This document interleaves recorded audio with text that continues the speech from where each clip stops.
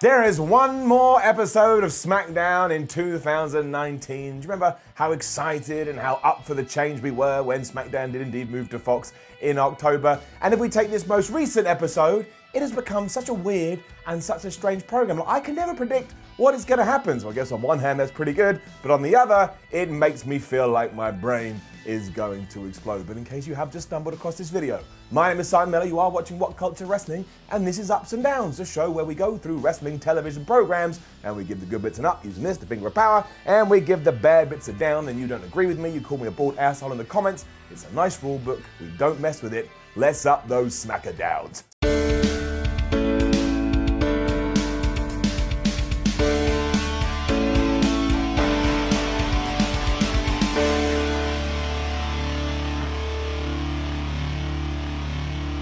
SmackDown started with Daniel Bryan coming out to talk about his new look, and honestly, he looks like a completely different person. He even told a story where he went home and his kid looked at him and she started to cry because she thought this was just some random stranger of a human. And I almost did the same too. I was like, who is this guy in the middle of the ring? I don't know who it is. Still up. The best part of all of it is when he was saying that people kept asking him, oh, Daniel Bryan, what happened? Where did you go? And his answer was, I don't know. I mean, I know I had my beard hair and my hair pulled out, but other than that, I don't know. And I thought it was the most apt description for WWE in the modern day. Why did this person lose a match? I don't know. Why did that person go face? I don't know. Why do you still watch?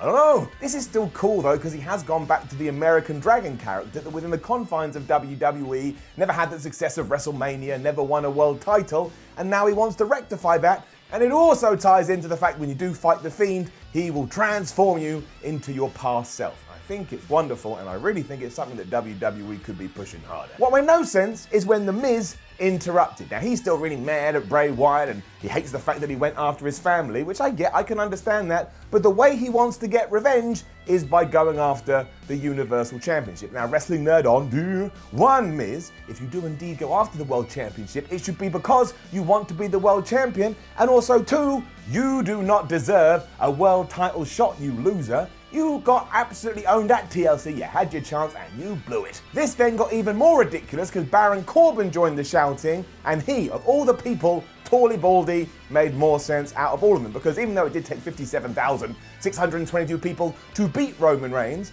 Baron King Corbin did accurately state, hey, I beat the big dog, therefore surely I'm in line to get a Universal Championship shot.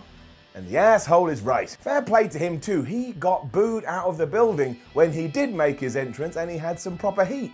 So I guess in that sense, we got to give him a round of applause. But then WWE always has to do this stuff. It's just so annoying. Like he said, oh, let's relive my moment where I did beat Roman Reigns. And we went to the big screen, and while Baron Corbin was celebrating, we had the ring announcer over and over and go, your winner, Baron Corbin, your winner, Baron Corbin, your winner, Baron Corbin. And then it's like if I stood here and just started going up, up, up, up, he'd be like, Simon, shut the hell up. And now look what happened. We've broken the counters. Take away those ups. Anyways, according to Michael Cole, this was a well-laid trap, because after Baron Corbin had insulted the Miz's and Daniel Bryan's families, Dolph and Ziggler popped up from nowhere and beat the hell out of them. That ain't no well-laid trap or well-laid plan, Michael Cole. We see it on SmackDown every single week, and as you can figure out, the main event of the show is going to be these two teams going against each other. And I can't believe I'm going to say this either, it has shocked me to my core, but the Miracle on 34th Street was genuinely entertaining, and I thought the Heavy Machinery and the Revival looked at what they had been asked to do, completely bought into it, and figured out a way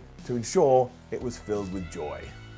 Give it an up. It was ridiculous even before we got going, because Heavy Machinery were cutting an interview backstage where Mandy Rose approached Otis and said, Otis, I am your Secret Santa, and after seeing what happened to your ham last week, I have bought you a brand new ham. And then she kissed Otis on the cheek, and he couldn't have been happier. In fact, he was so pleased that kind of flung out the TV, hit me in the face, and all of a sudden, I was overjoyed as well. Hams, Mandy Rose, and Otis. All we need in wrestling, people. Who knew? Dash and Dawson had clearly decided they were just going to buy into all of this as well, including Dash kicking the SmackDown set after he had fallen over it last week. Again, it was just preposterous. At one point, the ham got thrown on the floor. We saw Dawson being thrown into Legos. Tucker kept getting hit by presents, even though, as it soon turned out, the presents were literally empty cardboard boxes, but he was selling them like it was, I don't know, a giant weight. It was just silly. And I quite like silly when it's done like this. They weren't shying away from it. They weren't like being unconfident or uncomfortable. They bought in I had a good time. Eventually, Heavy Machinery hit the compactor to get the victory,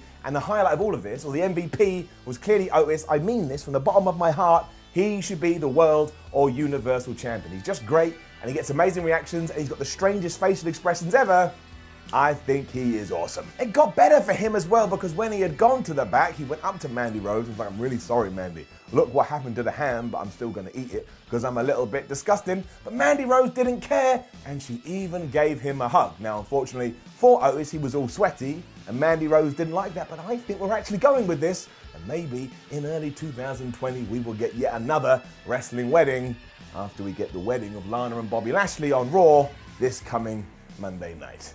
Hands up if you're worried. Yep. And we could have just left it there, but no, WWE decided we had to run it into the ground. There's been a rumor going around this week that the new plan for the revival is to turn them into comedy characters, and if this is evidence, then yeah, that's exactly what we're going to do, because Elias came out, who, by the way, is now a good guy babyface, and I have absolutely no why, and he sang a really crap song. I know some people like it, but I didn't. He said his nan basically died after she watched a revival match, and then he made some crass joke about Caitlyn Jenner.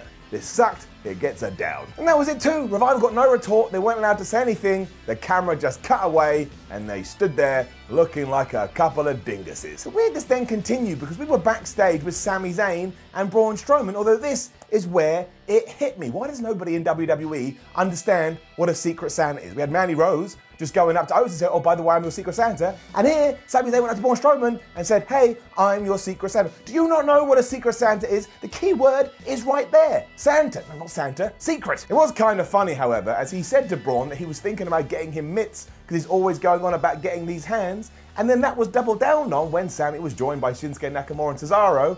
And Cesaro just went, hey, did you tell him about the mitts? It was pretty good. Anyways, the point is, all Braun wants for Christmas is an IC title shot, and unsurprisingly, Shinsuke, Sami, and Cesaro thought that was the worst idea ever. And besides, we can't do it on this evening because those two guys got a tag team match. Strowman was just such a strange character here as well because he was yelling at Sami Zayn that who didn't believe in the spirit of Christmas. I mean, who even is Braun Strowman anymore? You got this massive dude, and he's well into the holiday season. When he's going after tag team title shots, he picks up like a 12-year-old, whatever Nicholas was, and he lost to Tyson Fury. I think one day we're going to look back on Braun Strowman and just think, you were an absolute confusing Kamale. Carmella then beat Sonia Deville. Down. It lasted about 3 seconds, and the former MMA fighter had to tap out to the code of silence. Now, fair play to Carmella, that is a pretty good submission move, but I don't understand why WWE don't like Sonya Deville. I like Sonya Deville. I would like to see her win a few matches. I will say that Carmella's face lighting up when she realized she had pyro was quite a wonderful thing. Like, it went off and she celebrated as if she'd already won the match. It was like a kid who thought they were going to get a Sega Mega Drive for Christmas, but instead got a Super Nintendo. And yes, if you are keeping track of these things, I just made a Sega versus Nintendo reference in 2019. I am topical. We got another one of those Sheamus videos next as well, and they are mad. He was going on about how SmackDown has basically been irrelevant and basically been absolutely pointless ever since he went away. And I mean, in many ways that is true, like the time the dude came dressed out as the dog, because, you know, Roman Reigns is an actual whatever. I'm quite excited for Sheamus to come back. The New Day versus Nakamura and Cesaro was pretty good too. It was just a tag match and it was fine. The highlight being when Kofi Kingston went to give Cesaro the trouble in paradise and he dodged and popped him up in the air and gave him that big uppercut. Yeah, it was, like I said, it was just an enjoyable tag team match that you could sit and watch for a few minutes and go, yeah, wrestling, fun, up. I can't believe this though, because why does WWE think there is only one finish in their playbook? If you worked on them, can you please just like sneak up and say, guys, we can do more than just the ending that we always go back to. We can do whatever we want. It's wrestling. Let's try and figure out how the New Day and how Kofi Kingston won. That's right, he used the most devastating move at all, that's Spartan's Entertainment, the surprise roll-up, and he rolled up Cesaro, and that was that. It also means as we get to the end of the year, we have to bring down the Swift Stockman Super Meter, whatever the hell I called this stock thing, for Cesaro, because he lost again. And I know that he technically won last week, but that was part of a team. I don't want Cesaro to win part of a team. I want to see him have a visual pinfall on someone so this thing can start going in the other direction. It is ridiculous. After all this, the heels beat down the New Day, which of course brought out Braun Strowman to make the save, and he chased them all away, probably because he wants to do a good deed for Christmas, so Santa Claus gives him what he wants. It does kind of seem as if we're trying to recreate the whole Team Hell No vibe with The Miz and Daniel Bryan, if not long term, at least on this evening, because they were in the back and they were having an argument saying, I hate you more. Like, no, I hate you more, but they respect each other Because they have kids.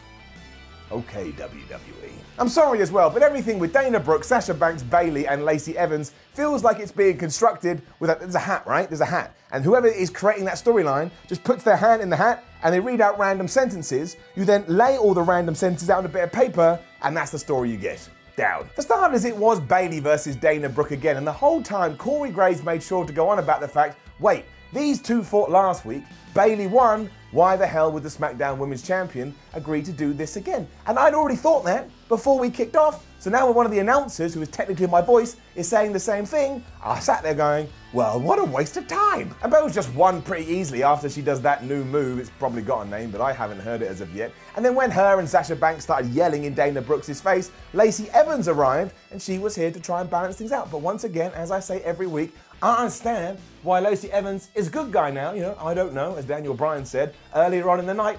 She just doesn't really come across like a face. She just doesn't. All of a sudden, she's really courageous and she's standing up for morals. But why? You were a massive dick for the entire year. Her and Sasha then finally decided to have a match. And at this point, if you had decided to leave the room and go and had like some cheese whiz, you probably would have made the right decision because it ended in a double countout. So I'm glad we did this. There was a pretty funny bit where Lacey Evans' kid was at ringside and just growling at Sasha Banks as if, you know, she was a T-Rex or something. But again, you can kind of see through this. It was pretty transparent. WWE was like, look, if we put Lacey Evans' kid out there and underline that she's a strong mother, maybe we can justify the fact that she is now a good guy.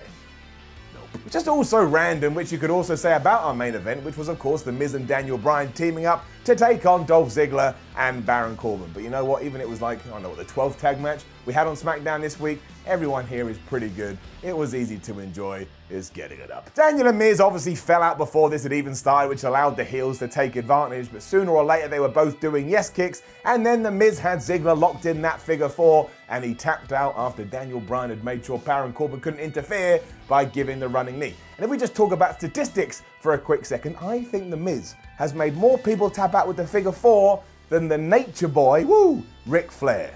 Just let that flow through you for a second.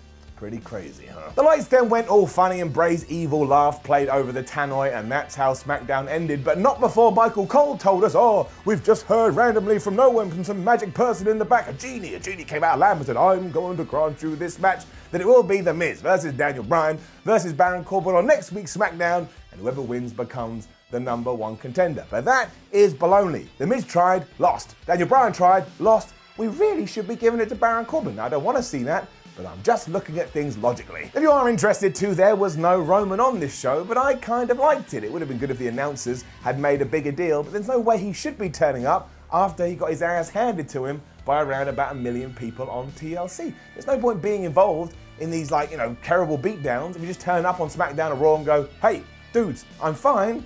Yeah, thought it was all right. Sometimes it's okay not to be on the show. And that was that, the penultimate episode of SmackDown in 2019. And it really does feel like WWE is just trying to get through to January so they can start building to the Royal Rumble. This wasn't bad by any stretch of the imagination. In fact, in many ways, it was easy to watch. And that was also because it was a little bit shallow. But there's my overall arrow. It will get an up. I really hope, again, when we get a couple of weeks down the line, we get some stuff we can really sink our teeth into. Now, don't forget to leave a comment below and let us know what you thought about last night's episode of SmackDown. Like, share, and subscribe. Head over to WhatCulture.com, read yourself some articles, follow WhatCulture on Twitter, WhatCulture WWE. Watch more videos here on WhatCulture Wrestling. My name is Simon from WhatCulture, and as I'm gonna say right up to 2020, I just want to thank you from the bottom of my heart for watching me and all of WhatCulture for the last 12 months. We couldn't do it without you. I'll see you when I see you. And if you are going away, have a good Christmas, have a good Hanukkah, have a good Kwanzaa, have a good holiday season.